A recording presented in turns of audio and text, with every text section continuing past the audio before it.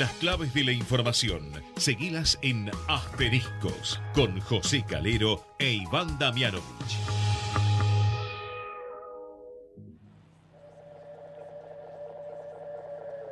Esto que estás oyendo ya no soy yo. Es el eco del eco del eco de un sentimiento.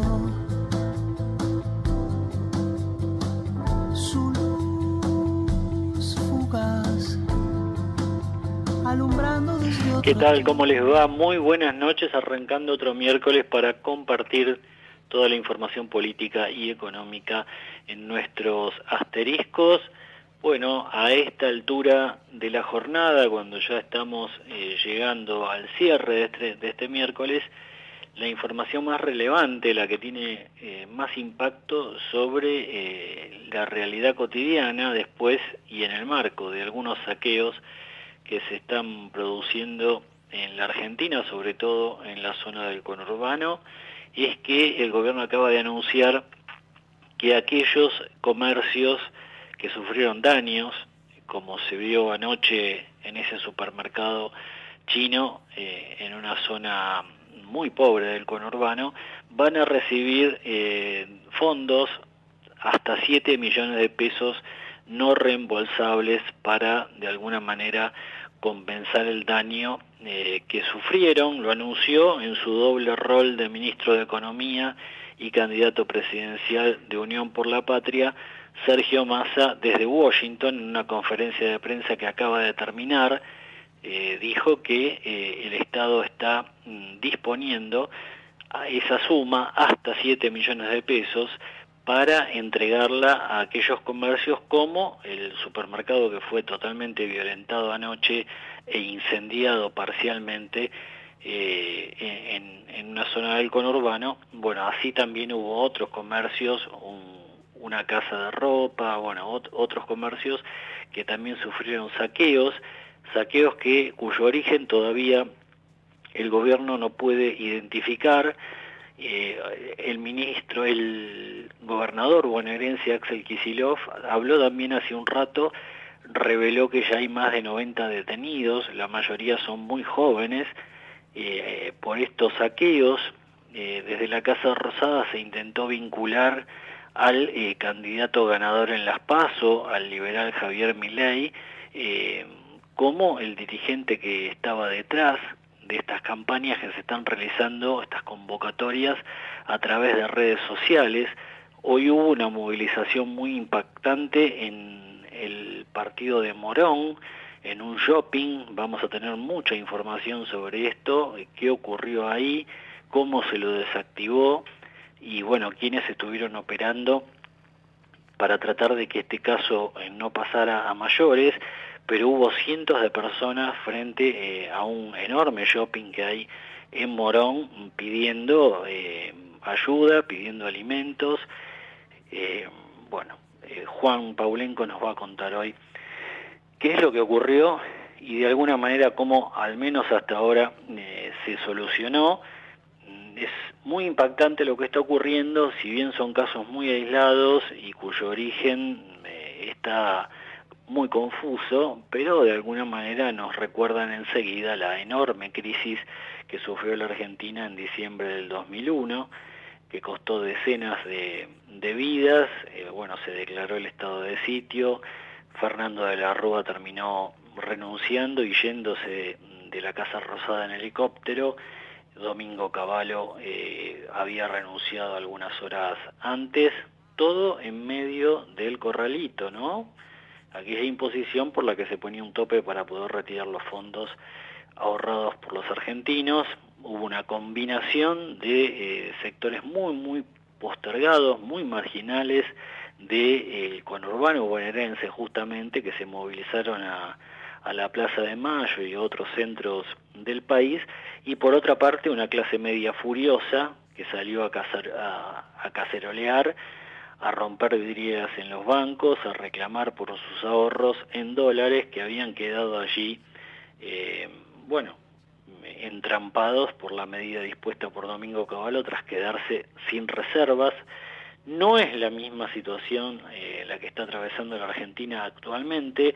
Muchos de los depósitos que tienen los argentinos están en pesos, enclavados en estos plazos fijos que están rindiendo más del 100% anual, por lo cual el riesgo no es tan grande, pero sí la situación social está muy convulsionada, hay mucha gente que la está pasando muy, muy mal, y los grandes centros urbanos como el mismo conurbano bonaerense que estamos mencionando, la zona sur de la ciudad de Buenos Aires, Rosario, con el agregado allí de que el narcotráfico es amo y señor de la vida y de la muerte. Bueno, son zonas del país muy, muy convulsionadas en la Argentina, y bueno, será uno de los temas claves que vamos a analizar a lo largo de este programa. Vamos a conversar ahora con Ricardo Delgado, economista, ya lo hemos entrevistado en distintas oportunidades, director de la consultora analítica. Ricardo, José Calero te saluda, ¿cómo estás? ¿Cómo te va, José? Buenas noches. Bueno, estaba repasando un poco el dato más fresco y de impacto, por supuesto, sobre todo para la gente perjudicada. El gobierno acaba de anunciar a través de Sergio Massa desde Washington que se entregarán un aporte no reembolsable de hasta 7 millones de pesos a los comercios afectados por los saqueos. Se habla de una decena en el conurbano y Axel Kicillof dijo que hay más de 90 detenidos, la mayoría muy jóvenes. Primero te pregunto, desde tu punto de vista, más allá del enfoque económico, sumando lo social, ¿qué problemáticas te parece que se están sumando para que estemos hablando de saqueos en Argentina? Me parece que la problemática básica tiene un nombre simple y muy complejo a la vez, que es inflación. Una inflación que no cede y que ha limado no solamente los ingresos de los trabajadores formales, en blanco, registrados del sector privado, sino cada vez más a los sectores informales, los más vulnerables, que muestran menores probabilidades y posibilidades de insertarse al mundo formal del trabajo, que viven de changas, de cuentapropismo, muchos chicos fuera del sistema y que no han visto siquiera a sus abuelos trabajar en condiciones razonablemente estables y normales. Creo que es un caldo de cultivo y un fracaso, creo, de la falta de visión de la dirigencia de este gobierno, por supuesto, que es el que hoy está a cargo de la gestión pública, pero también del gobierno anterior, que no han resuelto definitivamente el problema de la inflación. En este caso, este gobierno la ha profundizado, ¿no? De hecho, vamos a terminar con tasas de inflación que como mínimo van a estar en torno al 140% en el año, que es bien por encima del casi 195 que tuvimos el año pasado, ¿no? Y eso me parece que es el punto de fondo. Por supuesto, la inflación después desequilibra absolutamente todos los indicadores sociales. Vamos a conocer en septiembre los datos del INDEC de pobreza del primer semestre de este año. Van a ser datos muy complicados, seguramente arriba del 40%, con más del 60% de los chicos pobres en Argentina. Un dato muy complicado también para la estabilización futura que requiere el ordenamiento macro que se requiere en el próximo gobierno. Y yo te agrego ahí un dato más, que está quizá, yo hoy digamos, tuiteé esto y tuve mucha repercusión, digamos, una manera de ver cuál es la efectividad de las políticas sociales que se financian con nuestros impuestos en el presupuesto, es medir cuánto por ejemplo, la asignación universal por hijo, que es la famosa UH, que es una política de Estado que empezó en el gobierno de Cristina, el primer gobierno de Cristina, en el 2009, y continuó, digamos, durante 14, 15 años ya, digamos, sin discusión. Digamos, creo que hay que atender a esos pobres, a esos chicos pobres sobre todo. Cuando empezó esa cobertura representaba el 80% de la canasta básica que necesitaba un chico en ese entonces para alimentarse, vestirse, tener ciertas condiciones para salir de la pobreza, ¿no? 80% de eso era cubierto por la UH. Hoy es apenas el 25% claro. la UH. Entonces, la inflación, eso es inflación, y eso es además un mal gasto de nuestros recursos, de nuestros impuestos. Al final del camino, estas políticas se financian con impuestos de todos los argentinos. Entonces, por eso la inflación es muy regresiva, por eso la inflación es un mal que ha carcomido profundamente los indicadores sociales en nuestro país. Esa comparación que haces es muy interesante, Ricardo, explica muchas de las cosas que están ocurriendo. A mí me interesa focalizarnos también en un aspecto que, por lo que pude averiguar, no solo está ocurriendo en la Argentina, sino también hasta en algunas ciudades de los Estados Unidos y otros países, pongo Estados Unidos como un ejemplo extremo, pero es que el segmento más bajo de la clase media, los asalariados que menos ganan, me da la impresión también que están perdiendo muchas de sus expectativas, porque ven cómo semana tras semana el incremento de la inflación los termina hundiendo o dejando a un paso de la pobreza, ¿no? Bueno, justamente, a ver, la Argentina hoy no tiene un problema serio de empleo, ¿eh? La gente está ocupada. El problema es que esos empleos son de tan mala calidad y tan mal pagos que frustran, porque la gente trabaja y no llega a fin de mes. Ese es el problema. La inflación hace que ese sueldo que se cobra los primeros días o en algunos casos diariamente, porque las changas y demás se miden por día y por horas a veces, no alcanzan cada vez menos. Entonces, creo que es parte del error de este gobierno. Se trató, tenemos un presidente que dijo algunos años atrás que no creía en los planes económicos. Uh-huh. Bueno, y bueno, estos son los resultados. No tener un programa hace que la Argentina, además en una condición que fue muy, y esto no es culpa del gobierno, pero evidentemente se tomaron pocas medidas para digamos, eventualmente prevenir parte de sus efectos, sufrimos una sequía brutal que hace que los dólares este año sean un bien muy escaso. Si el bien es muy escaso, el precio aumenta, y si en una economía tan dolarizada como esta, los precios suben, ¿no? Cuando la inflación, cuando el dólar sube, la inflación claramente sube, y eso es lo que estamos viviendo, lo que estamos viviendo hoy. Sí, el otro dato que también, suma foco de atención, hoy el INDEC difundió la actividad económica del primer semestre, y es muy notorio que sobre el final de ese primer semestre, mayo, junio, la actividad económica empezó primero a desacelerarse, y ya con estos datos de junio confirmaría que estamos en un parate. ¿Esto hasta qué punto, resulta proveedor también de más problemáticas que se suman a las que estamos conversando? Por supuesto, es efectivamente así. A partir desde julio, la actividad económica ya empezó a caer. Nuestros números ya muestran una tendencia recesiva cada vez mayor, básicamente porque faltan dólares, y si faltan dólares no podés pagar importaciones. Claro. Si no podés pagar importaciones, las empresas no pueden producir. No tenés insumos, materias primas, partes, equipos para poder producir, y eso va a empezar a repercutir primero en recortar horas extras, después en adelantar vacaciones, sí, después en suspender turnos, y luego suspender gente, y luego finalmente despedir, ¿no?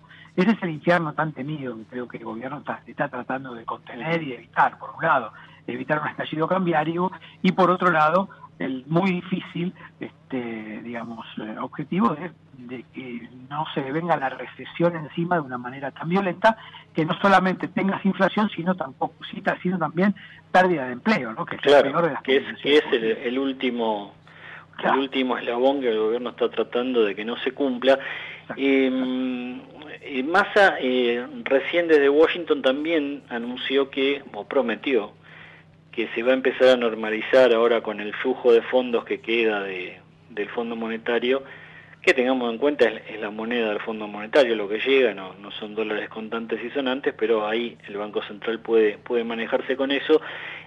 prometió que las importaciones se van a empezar a normalizar, esperemos que sea así.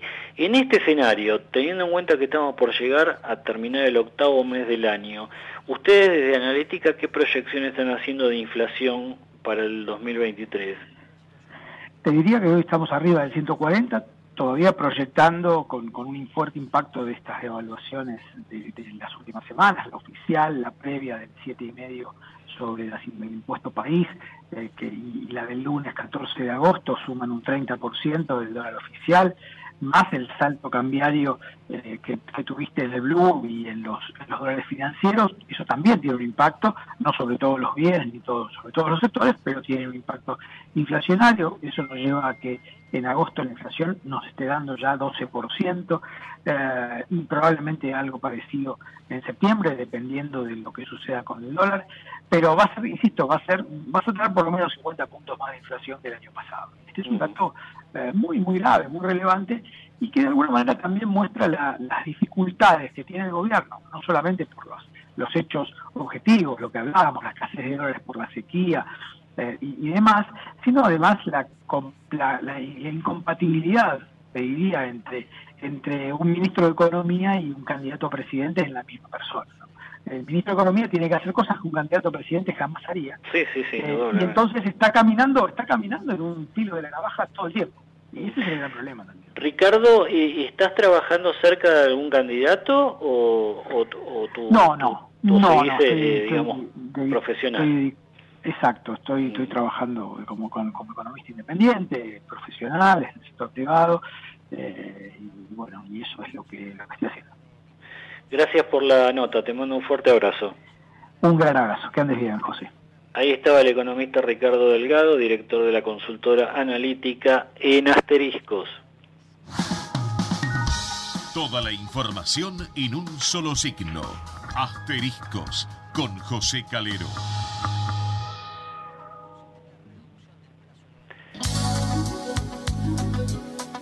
Bien, y ya lo sumamos al amigo Iván Damianovich. ¿Cómo estás, Iván? Muy bien, José, buenas noches, ¿cómo estás? Bueno, importante tu análisis en este momento, teniendo en cuenta que estamos atravesando, digamos, lo que nunca los argentinos queremos atravesar, estas escenas, por ahora puntuales, por suerte, de saqueos. Lo más fuerte que vi fue anoche en este supermercado chino. Después, lo segundo tal vez haya sido el robo a la tienda de ropa. Y hoy, según imágenes que nos acercó durante la jornada el amigo Juan Paulenco, una movilización importante, y van a un shopping de Morón, donde el Jumbo, que está dentro del shopping, creo que se llama Plaza Oeste, terminó entregando alimentos a la gente, y así se descomprimió un poco, pero había mucha gente afuera. Bueno, José, primero hacer una distinción, ¿no? Creo que lo que estamos viendo son una serie de eventos delictivos que tienen algunos patrones en común, pero que, como siempre, uno presupone hay una organización detrás. Y yo distinguiría esto de lo que históricamente hemos conocido en la Argentina como los saqueos, como consecuencia de un estallido social. Es decir, me parece que los recuerdos de 1989, que de alguna manera propician la renuncia del presidente Alfonsín, los saqueos del 2001, que van de la mano de la explosión social con el Corralito, no son lo mismo que estamos viendo ahora.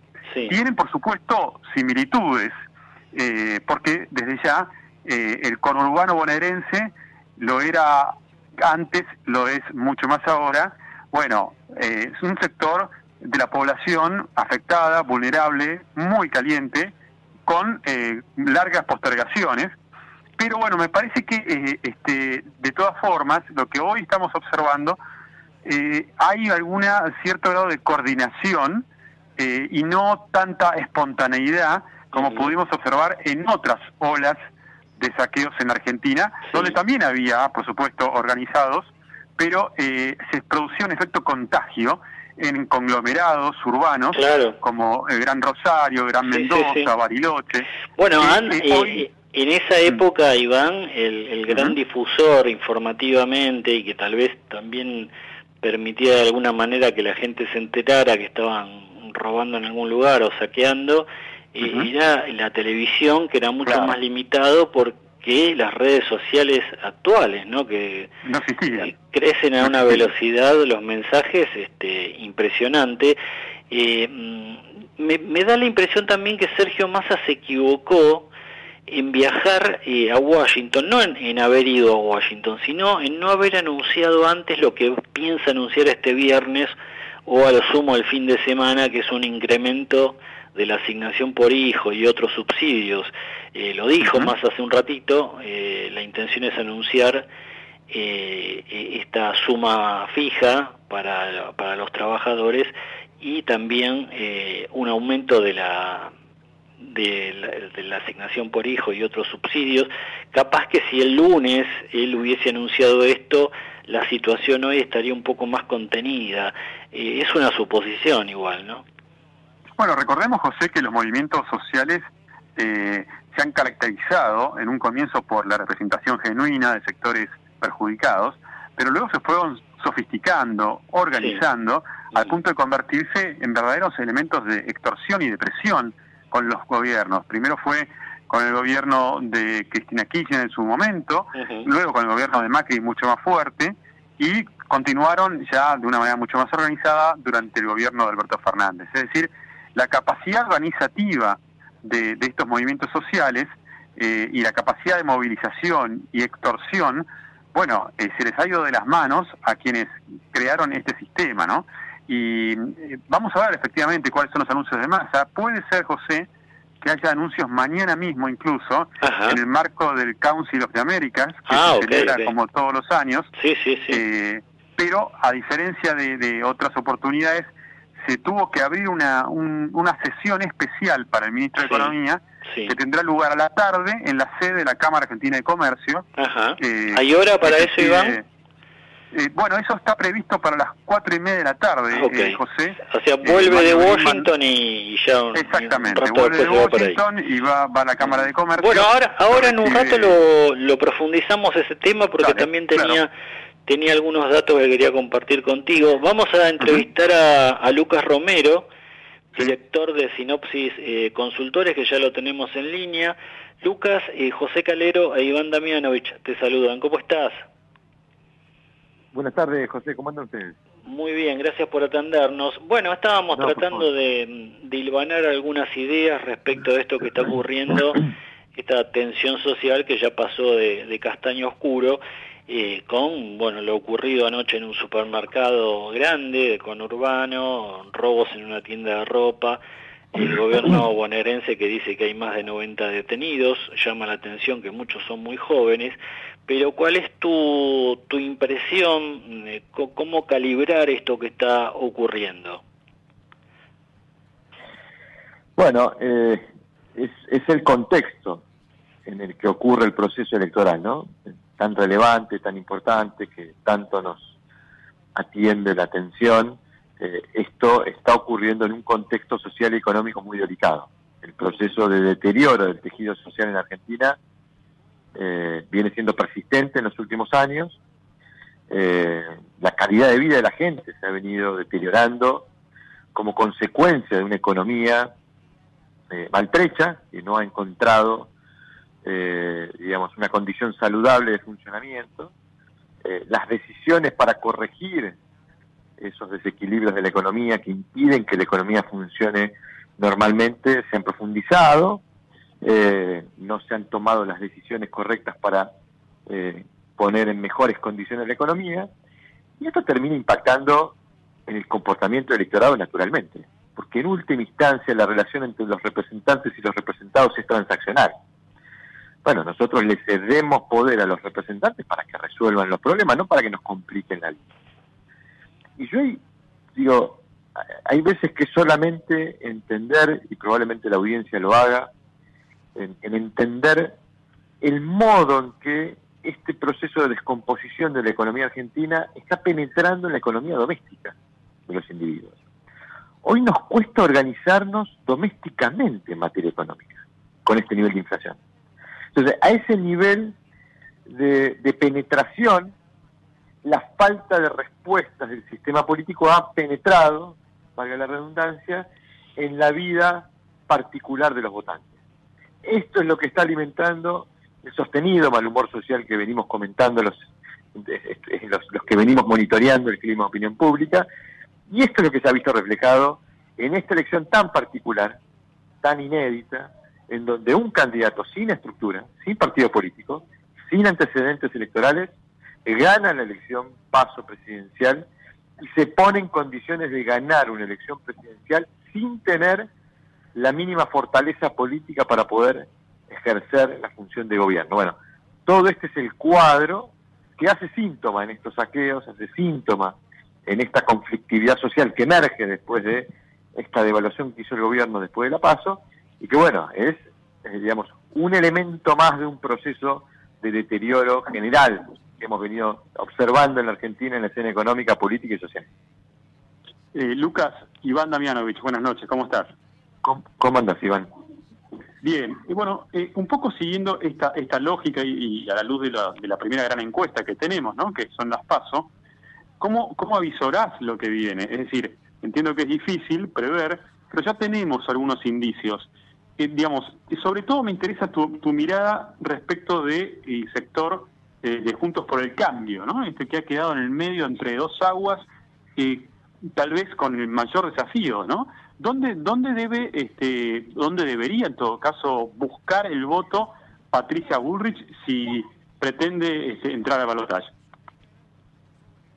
Bueno, a ver, varias cosas. Lo primero es esta suerte de encuesta que mencionás, la PASO, tiene una función muy determinante para la dinámica del proceso electoral, lo ha tenido en las elecciones previas en las que tuvimos PASO, que es que poner blanco sobre negro cuánto vale cada candidato. En la PASO se monetizan los candidatos. Nosotros ahora ya sabemos cuánto apoyo juntaron cada uno. Antes de la PASO, este análisis caía en materia de la especulación, de la intuición. Uno podía decir, bueno, sospecho que le va a ir de tal o cual forma a tal candidato. Bueno, ahora ya le fue a los candidatos. Y hoy los candidatos valen lo que la PASO indica que valen. Y esto es tan relevante como, por ejemplo, que hoy tenemos en la escena a un Milei distinto al que teníamos en la previa de la PASO. En la previa de la PASO teníamos un candidato que en la expectativa podía salir tercero, que en la expectativa podía quedar lejos de pelear la elección, y después de la PASO tenemos un candidato que está en mejores condiciones de pelear la elección. Entonces, ya la PASO tuvo su efecto, ya nos cambió el prisma bajo el cual miramos la escena, nos cambió el marco bajo el cual analizamos la escena. Y esa escena, y ahora yendo a la segunda parte de tu pregunta, nos deja a un candidato impulsado por el resultado de la PASO, que es Javier Milei. ¿Por qué impulsado? Porque estuvo por encima de su expectativa, sacó mucho más votos de los que creíamos que iba a sacar, y eso tiene un efecto positivo sobre la forma en que lo miramos a Milei. Hoy lo miramos a Milei quizás de una forma mucho más beneficiosa para él, lo vemos un poquitito más alto, un poquitito más inteligente, más simpático, más atractivo, más capaz de resolver los problemas de la Argentina, y esto es consecuencia del triunfo. Y por el otro lado, a los otros dos actores, tanto el oficialismo como Juntos por el Cambio, los vemos con alguna mirada, digamos, disminuida respecto de cómo lo veíamos antes. Porque, bueno, sobre todo porque Juntos por el Cambio esperaba ganar la elección PASO, y salió segundo, estuvo muy por debajo de su expectativa. Y el peronismo, que si bien venía enfrentando una situación adversa, uno suponía que podía estar por encima del 30% y está por debajo del 30%. O sea, hay dos candidatos que están en problemas porque estuvieron por debajo de sus expectativas. Pero te diría que la que está quizás en mayores problemas es Patricia Bullrich. ¿Por qué? Por esto que vos señalás, quedó en el medio. Y estar en el medio, en un medio disminuido, es un riesgo. ¿Por qué? Bueno, primero porque tus dos rivales que tenés a tus ambos costados tienen sus votos disponibles en tu espacio. los votos disponibles de Massa y Milei los tiene Bullrich. Entonces, esos dos candidatos van a ir a tratar de seducir esos votantes. ¿Qué le dice Massa a los votantes de Bullrich, sobre todo a los votantes de Larreta? Vénganse conmigo, porque ustedes radicales, ustedes socialistas, ustedes larretistas, tienen mucho más que ver conmigo que con Bullrich. ¿Y qué le dice Milei a los votantes de Bullrich? ¿Qué hacen con los radicales, con los socialistas, con la coalición cívica? Vengan con nosotros, que nosotros somos el espacio nítidamente liberal que defiende las ideas que ustedes pregonan. Bueno, ahí está la operación sobre el centro. Y el problema que tiene Bullrich es que encima sus dos rivales van a trabajar para que la escena sea la de la polarización entre los extremos, porque a Milei le conviene Massa y a Massa le conviene Milei. Y si le seguimos agregando problemas, Bullrich ahora tiene un desafío que es esencialmente político, obviamente retener los votos de Larreta, pero antes que retener los votos de Larreta tiene que hacer una operación que es un poco más compleja que retener los votos de Larreta, que es reconstruir el espacio, reconstruir los vínculos con dirigentes políticos con los que ella disputó la interna y a los que ella agredió en la interna. Porque ahora Bullrich necesita a Manes y a Vidal para que le ayuden a retener los votos de Larreta. Dos dirigentes a los que eran candidatos a presidente del espacio y a los que trató como si fueran solamente dos votos. Necesita que Larreta se comprometa con su campaña, a quien ofendió durante toda la campaña con una estrategia muy agresiva en la confrontación interna. Entonces, necesita primero retener los votos para que la cuenta que mostró la PASO sea efectivamente de ella, o sea, que los votos de Juntos por el Cambio sean ahora de ella. Y eso ya supone una tarea política muy compleja. Y después defenderse de ese contexto tan adverso de haber quedado en el centro, pero un centro disminuido, porque esto es, seguramente ustedes han utilizado un secador de ropa. Cuando ustedes ponen en el secador de ropa la ropa en el centro del tambor, el tambor no centrifuga. Cuando el centro es fuerte, no se puede centrifugar. Ahora, cuando el centro es débil, cuando uno acomoda la ropa sobre los costados del tambor y cierra el tambor centrifuga. Entonces, el riesgo que tiene Bullrich ahora es que de los dos lados de su oferta electoral, las dos propuestas que tiene a ambos lados, le centrifuguen la escena, transmitiendo que acá hay una pelea entre dos, y que efectivamente Bullrich se vea con perjuicios por migración de votantes. Esta es un poco la descripción de una escena compleja que le ha quedado a Bullrich, aún siendo que el oficialismo está en problemas, porque para todo esto Massa tiene que enfrentar los desafíos de la economía, pero la escena le plantea muchas complejidades para un espacio que pensaba que iba a ser ganador y terminó saliendo segundo, y para un espacio que pensaba que iba camino a un triunfo presidencial, y ahora la cosa parece bastante más lejos de lo que se esperaba antes. Bueno, un escenario indudablemente que salió muy distinto a lo que esperaban las fuerzas políticas, y también me parece a lo que aguardaba la opinión pública sobre la base de los sondeos previos que se conocieron, pero partiendo del dato clave de que, bueno, Milei, si bien no sacó una gran ventaja respecto de sus oponentes, se dio un escenario de 3/3, algunos empiezan a pensar en si Milei no puede llegar al 40% en octubre, sacar una ventaja de 10 puntos al segundo y terminar convirtiéndose en presidente ese día. Sí, es un escenario que no tiene probabilidad de ocurrencia cero, no tenemos todavía elementos para ponerle una probabilidad de ocurrencia, pero sí podemos pensar que es un escenario posible. ¿Por qué? Bueno, porque el oficialismo enfrenta una situación económica compleja, probablemente el escenario económico para Massa se vaya complejizando de acá al momento de votar. Sí. Va a haber más inflación, va a haber menos poder adquisitivo, va a haber menos actividad económica, y ustedes recién hablaban de anuncios de Massa.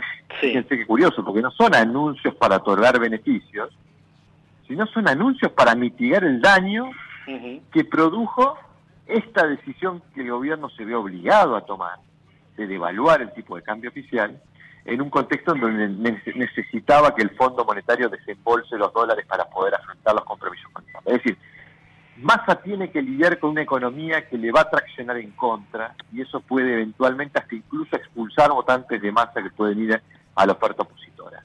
Pero además, Milei puede capitalizar ese fenómeno tan particular de los procesos electorales para quien gana, que es el efecto carro del vencedor, Sí. y fortalecer su oferta electoral, su caudal electoral, quitándole votos a Bullrich. Una Bullrich que parte de un nivel bajo, porque sus votos individuales estuvieron por debajo del 20%, tiene que retener los votos de la red y eventualmente a partir de ahí, a qué distancia puede estar de ese competidor Milei. Con lo cual, y les agrego un dato, los porcentajes que vimos del resultado electoral en la plataforma con la cual se nos informaba el escrutinio provisorio, son porcentajes contabilizados sobre votos válidos. Ajá. Por lo tanto, el famoso 30% que sacó Milei, que vimos en todos los diarios, es sobre voto válido. Sobre voto afirmativo, Milei sacó 31,6. Claro. Es decir, Milei no está a 10 puntos de ganar en primera vuelta. Está a 8,4. Es un poco menos, es cierto, no es mucho menos, pero es un poco menos de 10 para llegar a esa meta de 40 más 10 de ventaja. Es decir, ahora, Lucas, el escenario, ¿te da la impresión de que Bullrich retendría el 100% de los votos de Juntos por el Cambio? Es decir, ¿retendría los votos, por ejemplo, de Larreta y de Lustó?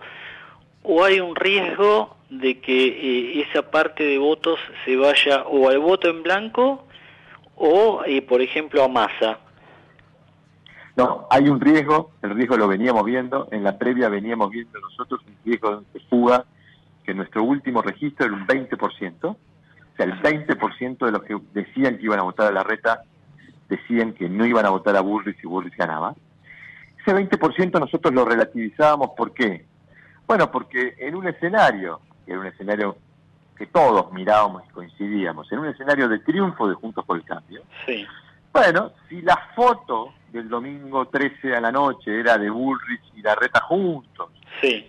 Y después de ganar la elección Paso, el espacio llamaba a todos los votantes a seguir acompañando a la candidata ganadora para que el espacio pueda hacer gobierno, y era un escenario de triunfo, digamos, eso podría ayudar a mitigar ese riesgo de migración. Ahora, el escenario como se dio, que es un escenario de derrota para Juntos por el Cambio, con resquemores entre los dirigentes, por ahora no se vio, más allá de una foto en una mesita sentada las dos fórmulas, no se vio que Bullrich esté trabajando en reconstruir esos vínculos con ese espacio para consustanciar a todo el espacio detrás de la pelea electoral, en la medida en que no se recomponga el espíritu de cuerpo del espacio, que no se recomponga el afecto societatis de Juntos por el Cambio, bueno, el riesgo de fuga que veíamos en la previa puede ser un riesgo cierto. Y si ese riesgo, aún siendo acotado de 20%, efectivamente se produce, bueno, Bullrich ya está partiendo de un par de puntos por debajo de 28, 29 sobre afirmativos que terminó sacando. Entonces, ya empieza ahí un poco las complejidades de, bueno, ¿cómo hago para sostenerme en condiciones de entrar a un eventual balotaje y que Milei no se me vaya por arriba de 40? Bueno, estas son todas las dificultades que le dejó la escena Juntos por el Cambio, y que por eso se plantean algunos interrogantes en relación a si Bullrich está en condiciones reales de pelear por ese ingreso a un balotaje y eventualmente después ganarle a un candidato, Javier Milei, que es su rival dentro de la oferta opositora y que tiene varios activos para presentarse como una opción mucho más atractiva. El primero de todos es que es nuevo, es lo nuevo. En un contexto de demanda de cambio, digamos, probablemente suene más atractivo lo nuevo que lo viejo. Bullrich pensaba compensar eso de lo nuevo con que ella iba a mostrar un espacio ganador en la PASO, pero además un espacio que ofrece gobernabilidad, y efectivamente ahí hay un activo de Juntos por el Cambio. Cuando uno compara las condiciones de gobernabilidad de uno y otro, casi que no hay discusión. Claro. Pero le va a costar y necesita reconstruir el espíritu de cuerpo y el aspecto societatis de Juntos por el Cambio para efectivamente sacar a relucir ese activo que tiene Bullrich, que es, ojo que yo ofrezco que estos cambios que yo propongo los voy a hacer. Claro, no me claro, queda claro tengo que equipos. puede hacer, ¿no? Bien, Lucas, gracias por la charla, por la entrevista, como siempre, te mandamos un fuerte abrazo. No, un placer, un abrazo para todos. Ahí estaba Lucas Romero, director de Sinopsis Consultores. Iván, bueno, estábamos hablando del encuentro de muy alto nivel que se va a hacer mañana del Consejo de las Américas. en el Alvear Palace. Y te quería sumar ahí el dato de que en este momento hay una reunión que se organizó con las horas contadas, digamos, donde están los denominados cancilleres de Milei, Bullrich y Massa, reunidos con la plana mayor de las compañías norteamericanas en la Argentina. Las empresas de Estados Unidos van a escuchar un panel de más o menos media hora por parte de estos cancilleres. Está Darío Epstein por Milei, está Federico Pinedo por Bullrich y Martínez Pandiani por Massa.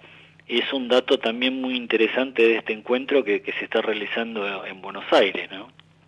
Efectivamente, sí. Bueno, José, tanto ese encuentro como el de mañana en el Hotel Alvear, bueno, empieza a definir la agenda de cara al empresariado, un empresariado que está muy nervioso, con mucha desconfianza hacia la propuesta electoral que se está viendo. La verdad es que el resultado de las PASO no arrojó certidumbre, sorprendió y, como todo fenómeno nuevo que irrumpe, conlleva intranquilidad, hasta tanto las aguas se aquiechen. Mañana abre el encuentro Milei.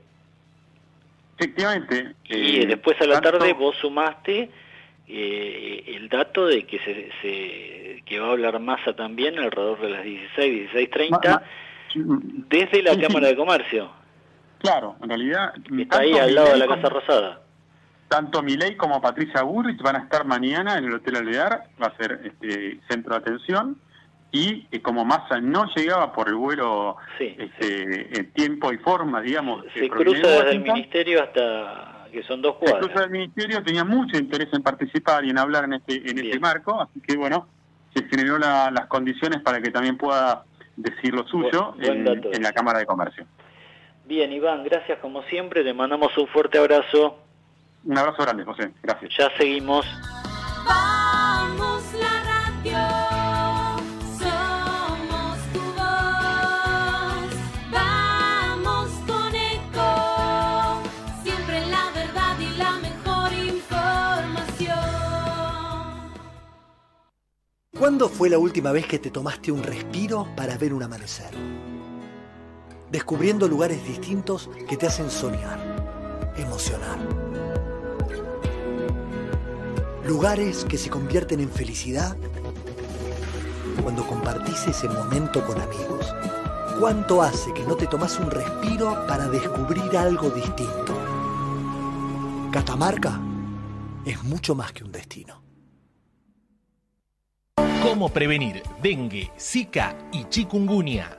Sin criaderos no hay dengue. Limpia tu patio de objetos que acumulen agua. Elimina agua estancada de recipientes. Reemplaza con tierra o arena el agua de tus flores. Tapa los tanques de agua y cisternas. Tira y perfora llantas para que no acumulen agua. Limpia floreros y bebederos. Recordá, sin criaderos no hay dengue. Intendencia Menéndez. Informate en ecomedios.com.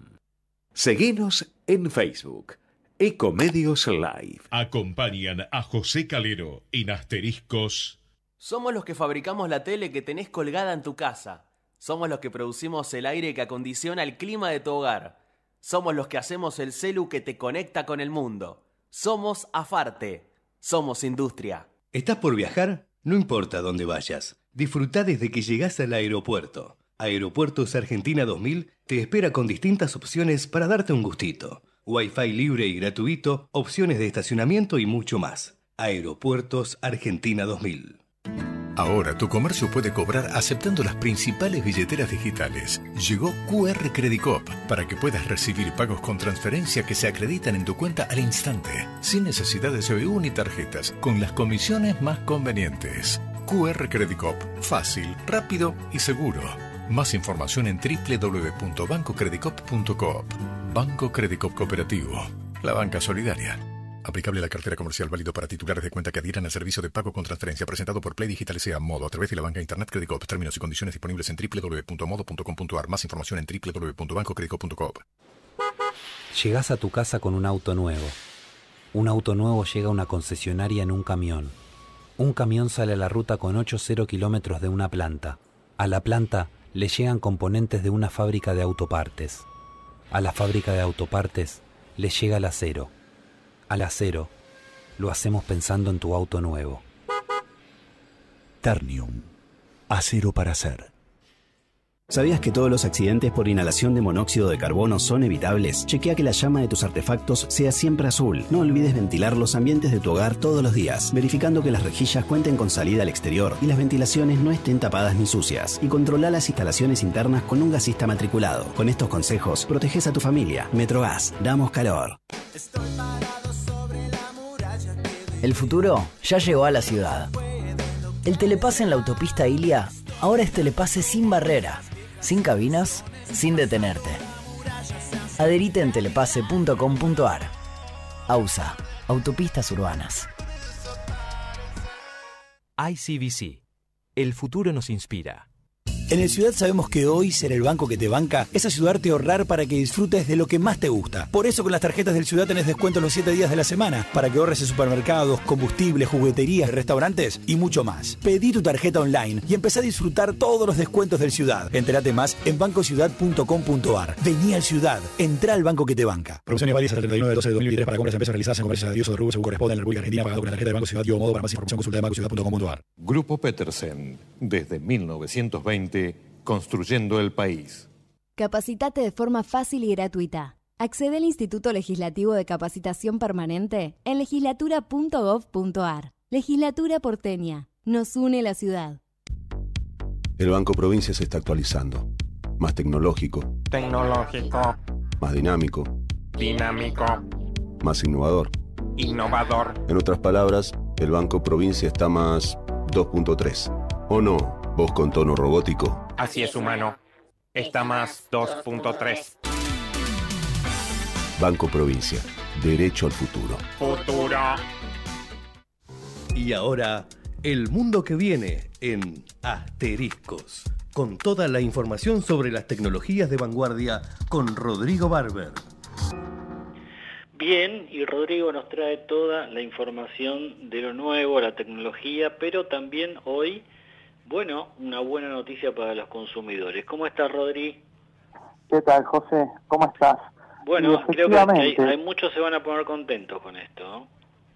Sí, una muy buena noticia, porque el detonador de lo que vamos a hablar hoy es algo que sucedió hoy, pero es algo que tiene antecedentes que vienen de muchos años, que es los reclamos de los consumidores a poder arreglar sus dispositivos electrónicos de la misma forma que uno puede arreglar otro tipo de aparatos.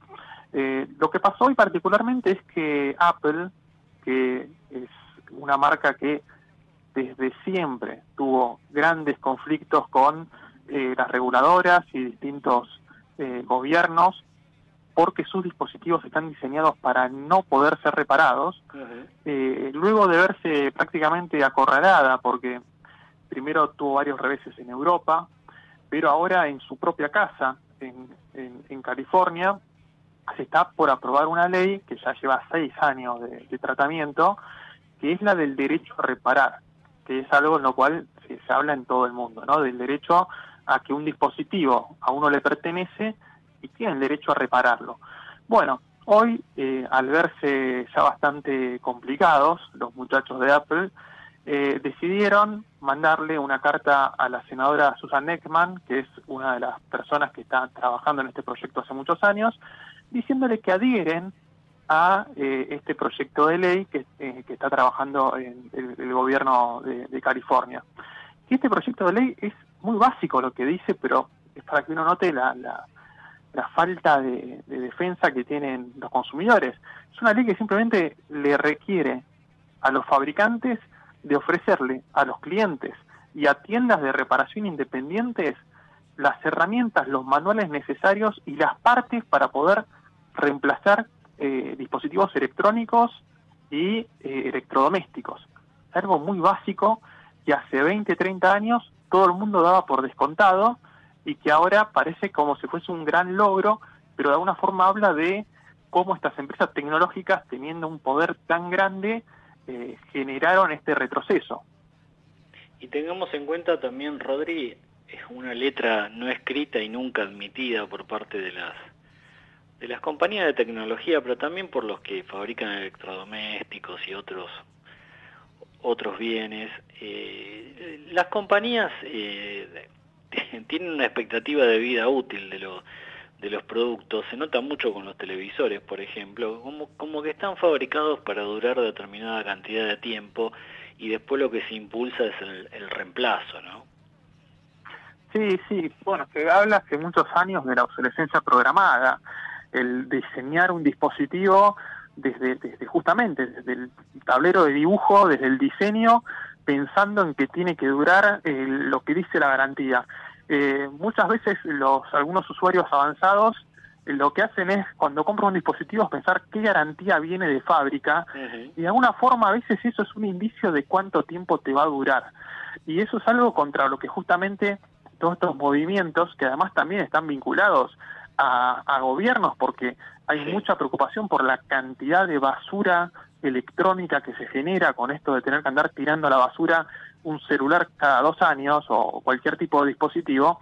Es eso, cuando uno está comprando algo, ya pareciera que estamos alquilando las cosas, pareciera que ese modelo tan complicado, y que bueno, en algún momento tenemos que hablar de esto, que es ese modelo de suscripción que se intenta imponer en todo, en el uso de software, en el uso, también en el tema de que ya no quieren que nosotros podamos tener una película, sino que quieren que tengamos que estar suscriptos a 5 o 6 servicios de streaming.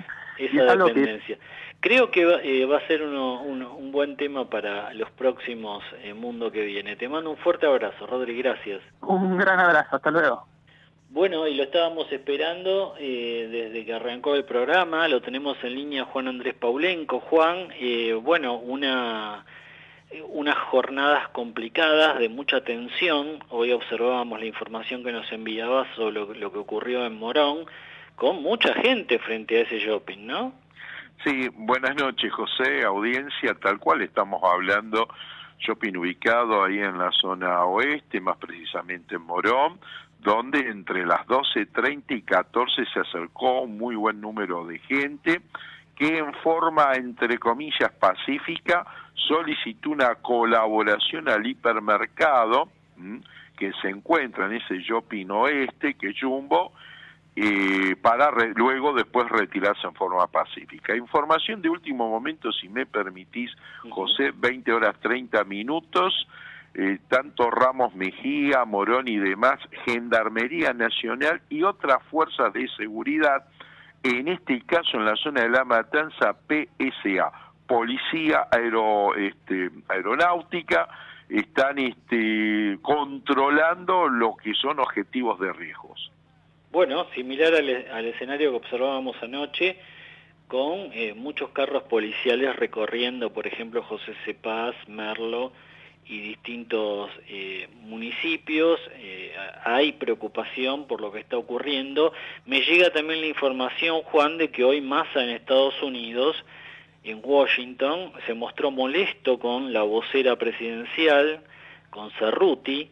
Le pareció una locura lo que hizo Cerruti anteanoche cuando salió a acusar a Milei de estar detrás de los saqueos. Así que hay también polvareda política. Acá el cuestionamiento de Massa puntual es que Cerruti no consultó a nadie para lanzar esas temerarias acusaciones y ahora quedó imputada por un fiscal, por el fiscal Marijuán, que le pide explicaciones de dónde, cuál es la denuncia exacta que está haciendo y con qué pruebas. Te puedo dar una perlita no confirmada. Sí, claro. Me parece que el reloj de arena Cerruti ya ha sido dado vuelta y le van a pedir que dé un paso al costado. Bueno, sí, ya es notorio que en las conferencias de prensa los periodistas que están acreditados en Casa de Gobierno le van como perdiendo, para decirlo de alguna manera, perdiendo el respeto a la vocera presidencial. Juan, me llamó la atención de este informe previo que enviaste, que Leopoldo Moró, bueno, un hombre del radicalismo histórico muy cercano a Raúl Alfonsín, luego se hizo kirchnerista y se convirtió en un hombre muy cercano a la vicepresidenta Cristina Kirchner, parecería dar por hecho que Milei iba a ser presidente. Sí, justamente en rueda de prensa Moró dice Milei va a repetir las experiencias del menemismo, justamente tal cual el hombre de la provincia de Buenos Aires, de San Isidro, reflexionó sobre las propuestas de La Libertad Avanza, palabra más, palabra menos, dijo, el famoso tema del 1 a 1 destruyó la economía argentina, esto con respecto al menemismo, dice van a ir por Aerolínea Argentina, YPF, esto ya no es algo novedoso, esta película ya la vimos. Bueno, y tengamos en cuenta que la hija de Moró preside la Cámara de Diputados, quedó en lugar de Sergio Massa, y es una dirigente masista muy importante, así que, bueno, Moró parece que no ha tenido mucho cuidado en sus palabras. El gobernador Axel Kicillof dice que ya hay más de 90 detenidos por los saqueos, y tuvo actividad hoy en Avellaneda, Juan. Sí, actividad doble. Primero tuvo una reunión con 50 intendentes donde justamente monitorearon estos hechos, entre comillas, de inseguridad, y luego se fue a Avellaneda porque, bueno, hay que trabajar conjuntamente con el intendente local Ferraresi y Cileoni, inauguraron la escuela técnica número 6, entre otras cosas, un moderno edificio, 3 pisos, 13 talleres muy bien capacitados, y entre otras cosas, vos fíjate que en el discurso, Kicillof apunta contra Milei y dice, ojo con dinamitar todo, porque también van a dinamitar esta escuela. Veo como que el oficialismo ya elige a Milei como la persona en el cual tiene las posibilidades de ganar las elecciones. Una línea final porque ya nos vamos, Juan. Sí, reunión de Bullrich con Santilli. Sí, yo te voy a dar la otra versión, no la de los medios. Santilli le está esquivando la foto con Patricia Bullrich. ¿Por qué? Se demoró el conteo en lo que es la provincia de Buenos Aires, el mismo va a estar para el viernes o sábado, y él cree que puede achicar diferencia. Hay 19.500 votos en contra, y ahí está el tema, José. Si evidentemente achica, el acuerdo sería mínimo 3-4 ministerios en la provincia de Buenos Aires, ganando Grindetti o la contraprestación nacional. Bien, buen dato ese, Juan. Nos reencontramos la semana próxima. Un fuerte abrazo. Buena semana. Nos vamos. Está perdiendo el equipo de Lionel Messi en Estados Unidos con Cincinnati 1-0, una de las semifinales del torneo, este nuevo torneo que está disputando el equipo de Lionel. Nos reencontramos como siempre con ustedes el miércoles próximo desde las 20 en nuestra Comedios 1220 con asteriscos, información clave a mitad de semana. Chau.